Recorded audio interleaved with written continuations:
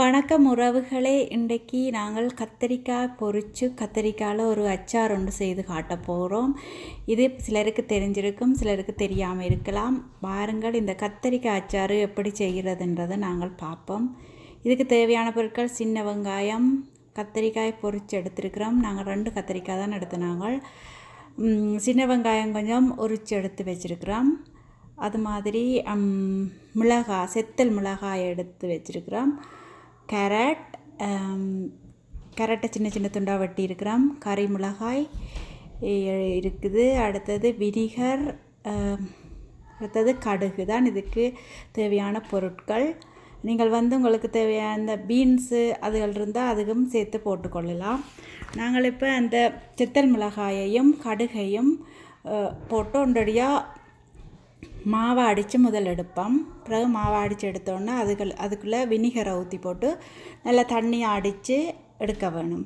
பிறகு சட்டியை அடுப்பில் வச்சு போட்டு கொஞ்சம் எண்ணெய் விட்டு அதுக்குள்ளே மிளகாய், வினிகர், கடுகு மூணும் சேர்த்து அடித்த அந்த தண்ணியை அதுக்குள்ளே ஊற்றி நல்லா கொதிக்க விடணும். கொஞ்சம் எண்ணெய் விட்டு நல்லா அதை வடிவாக கொதிக்க விடணும். அது நல்லா கொதிஞ்சு வரைக்குள்ள அதுக்குள்ளே நாங்கள் வெட்டி வச்சுருக்கிற மரக்கறி, கேரட், வெங்காயம் எல்லாத்தையும் அதுக்குள்ளே போட்டு நாங்கள் கொஞ்சம் நேரம் வதங்க விட வேணும்.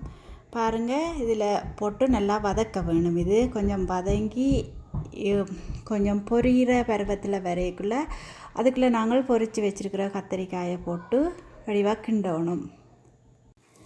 பாருங்க, இதுக்குள்ளே போட்டு நாங்கள் இப்போ எல்லாத்தையும் வடிவாக மிக்ஸ் பண்ணுறோம். அப்படியே எண்ணெயில் அப்படியே பிரண்டு வருகுது. கத்தரிக்காய், கறிமிளகா, கேரட், சின்ன வெங்காயம் எல்லாம் பாருங்கள் எவ்வளோ வடிவாக அப்படியே மிக்ஸ் பண்ண அப்படியே எண்ணெயில் பிரண்டு வரும். பார்த்திங்கன்னா தெரியுது, இதில் நல்ல அழகாக வந்திருக்குது.